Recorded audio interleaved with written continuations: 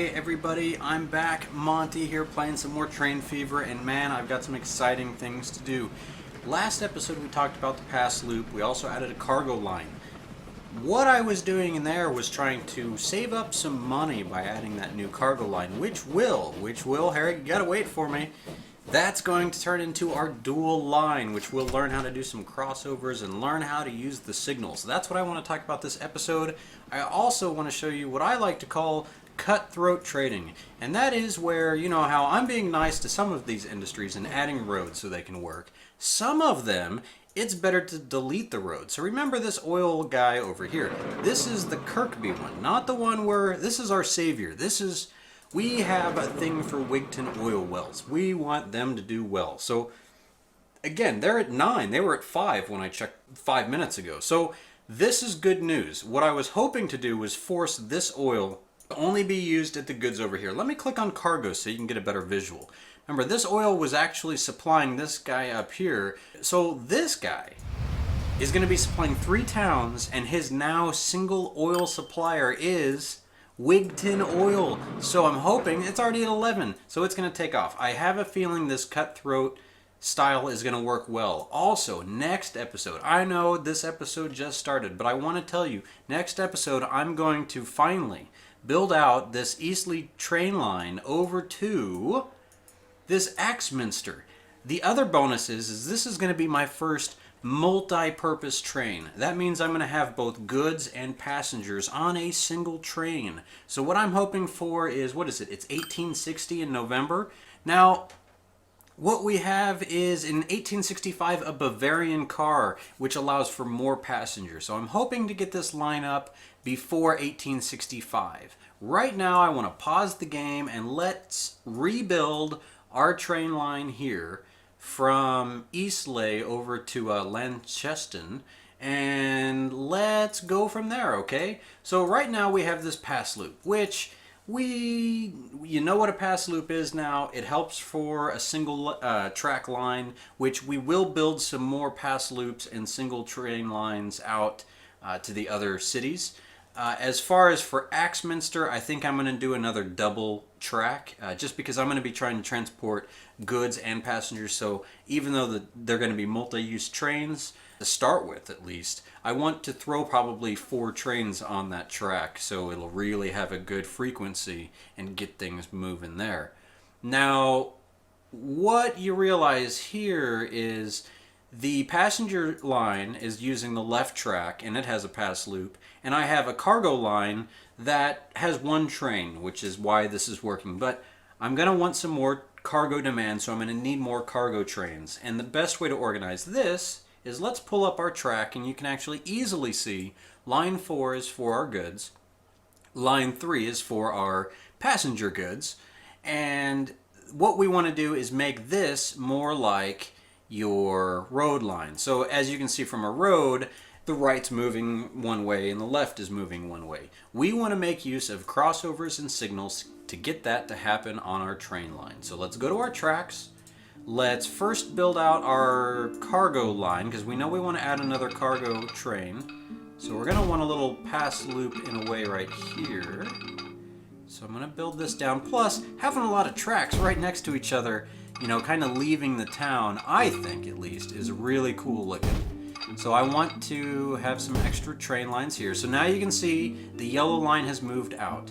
Now what I want to do is create a passover from, so my passenger train can also use the right rail for moving along here. So what I want to do here is I'm going to have it on this straightaway.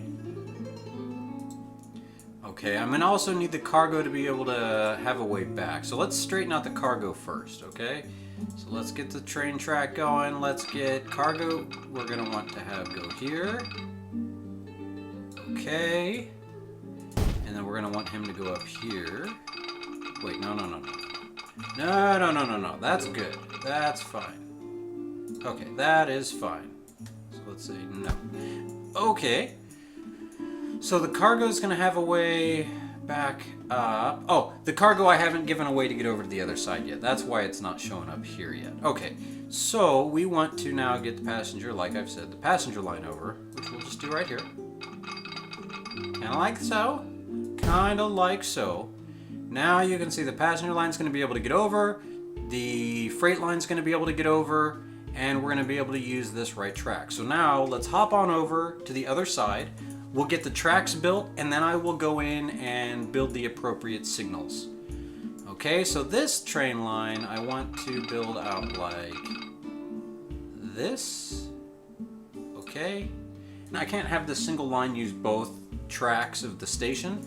I'm just going to have this loop out, and then what I'm wanting to do here, let's see, collisions. Alright, I was adding the track in the wrong spot, is I want to actually add the track out here. Connect this, haha, like so. Now you can see the blue line. Let's move all the way back here so you can actually see the quick visual change here. You can see the blue line, the arrows switch over.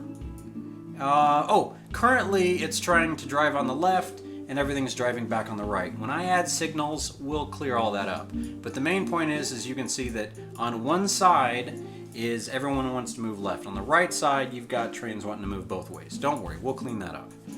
So first off, I just wanted to show the quick change on the other side of the map. So be careful, man. When you add tracks to your systems, make sure you have your managed lines open so you can actually visually see the change in your current routes and how they're affected.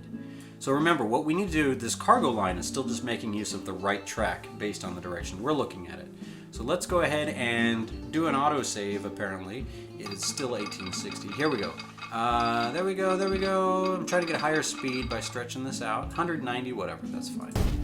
Of course, you want to really max these out because in the future, trains will be able to go 100. High-speed trains probably more than that, 120, 150. Who knows? They'll be going fast. Okay, we've got this being able to transfer over. Now let's see. Let's add some signals.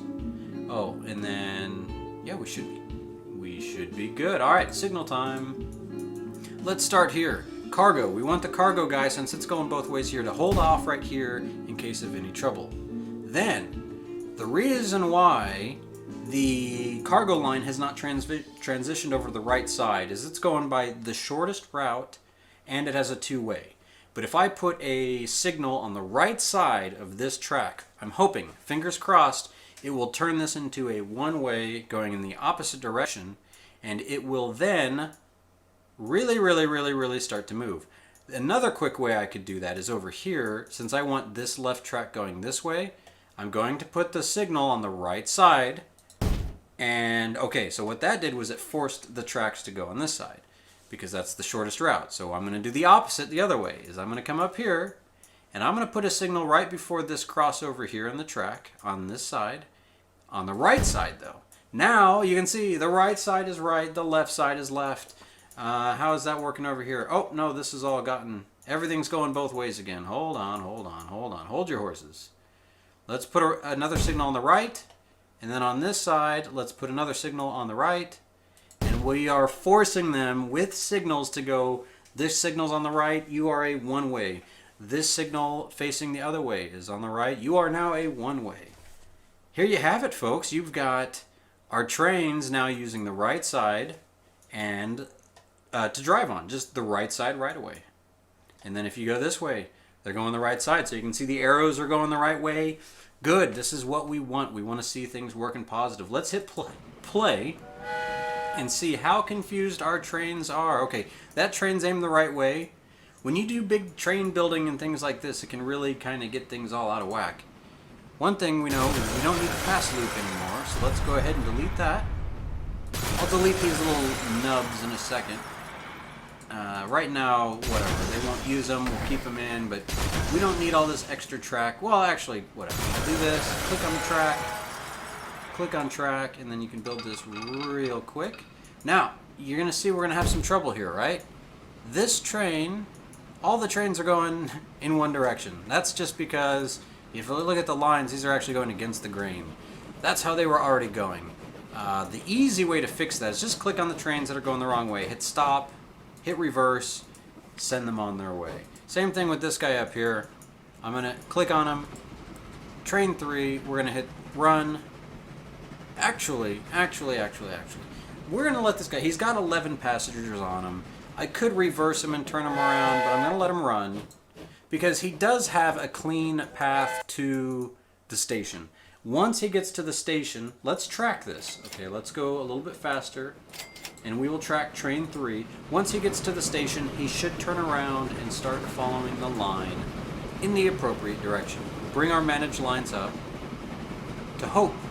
Yeah, see, he's actually already crossing over to be going the right way. So he's good. He's on track. We don't have to turn him around. The other train we probably didn't need to turn around either. They have the systems made pretty well where they all tend to work out. Here's our train 2. Here's our goods train. So he's staying on the right. He's going to be going along his merry way. Good deal, good deal. Let's see how we're doing now. All right. So I'm going to move these train depots and have a nice connection here. So my plan is to have goods and passengers connect to this sawmill and this lumber mill and this town for more passengers. And I'm going to delete the road. That's how cutthroat I'm going to be. I'm going to say, hey guys, sorry, we've got some road construction going on, so we got to put in some train lines, all right? All right, that's how it's going to be. So that's what we're dealing with. I bought 2 new lines. I want to buy a new vehicle. These are just, this is an intercity one here for line 6, as you can see. And now I'm also going to buy another road vehicle, which I already had up, another one of these, the little 6-passenger guys, and I'm going to set this for line 7. Line 7 is the big one. That guy actually connects, if I bring up my lines, it'll show you again.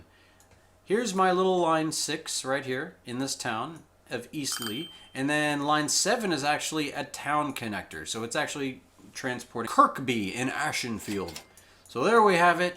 Looks like this line's going to be working. Let's find Chug-a-Chug. One thing I want to add each episode is to feature a train line. This episode, we are going to feature, and Chug-a-Chug is going to take us on its way. We're featuring line 3.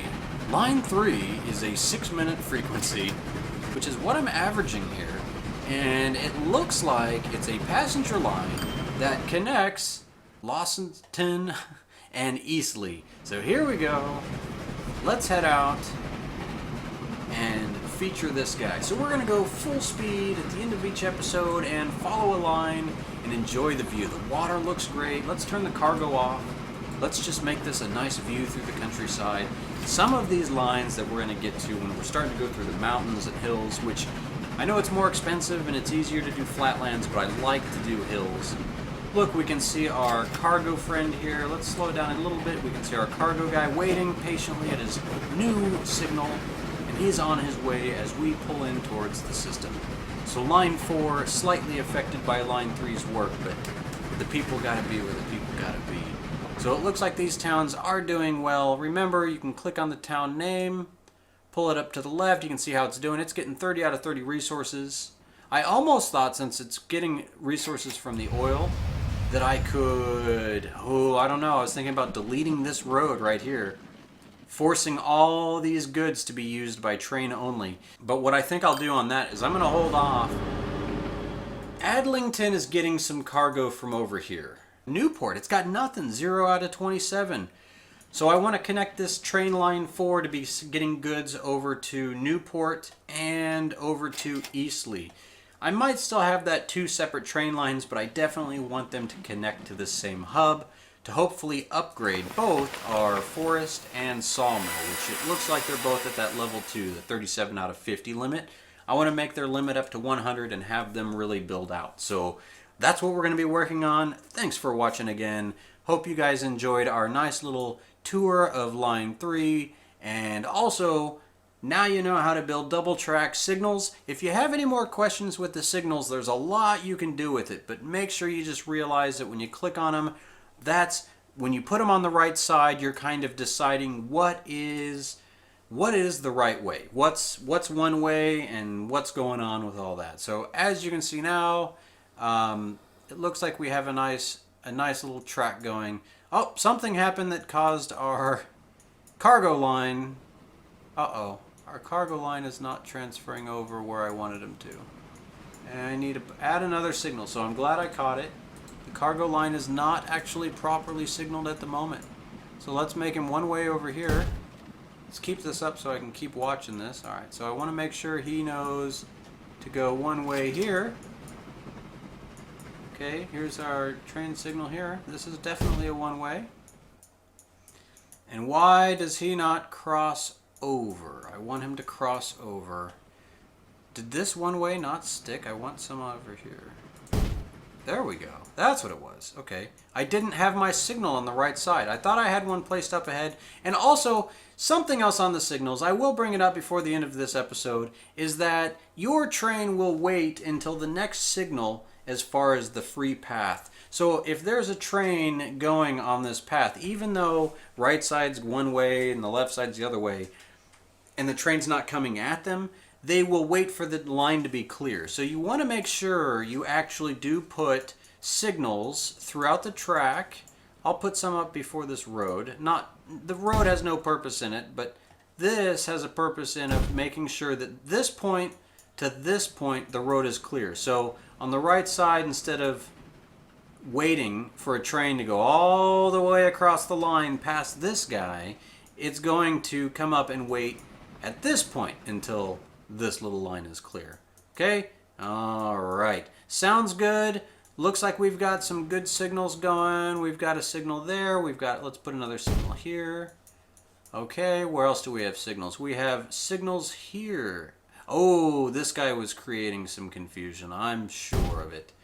Let's get rid of him. He's in the wrong spot. But I will put a signal on the right side in the right spot. Alright, there we have it. Let's clean this up. There we go. Add a track. Add a track.